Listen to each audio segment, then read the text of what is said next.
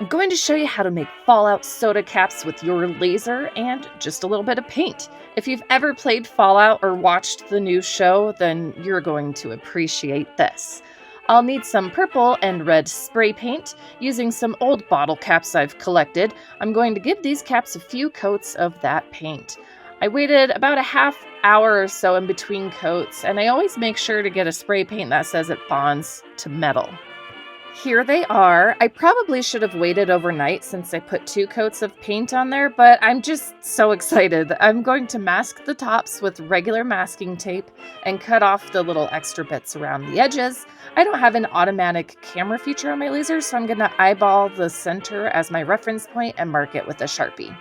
Initially using the Nuka-Cola design as my prototype, it turned out pretty okay. I just needed to laser engrave it twice to get all the way down to the metal. With my settings and methods all in order, I engraved more Nuka-Cola and Sunset Sarsaparilla on the rest of the red caps and Nuka-Cola Quantum on the purple caps. To add another color, I thought about spray painting over the masking layer, but decided on these Sharpie oil paint pens. I don't want to disrupt the masking layer, so I gently tapped on the colors.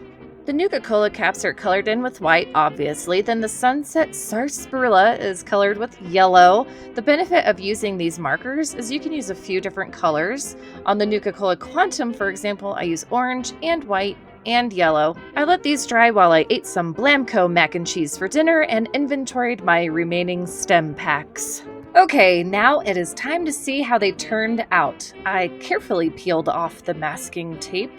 Not too bad, not quite perfect either. I think the paint was still a bit gummy and the masking tape pulled off a little bit more than I was hoping for.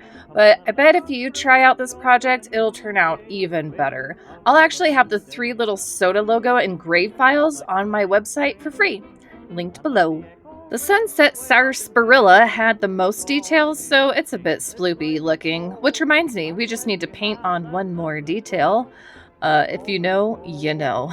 To make these look like they've been through the end of the world a little bit, well, more than they do, and to cover up a bit of their imperfections, I used a silver paint marker to make even more imperfections. I found a Nuka-Cola label printout online and slapped it on the side of a Dr. Pepper bottle.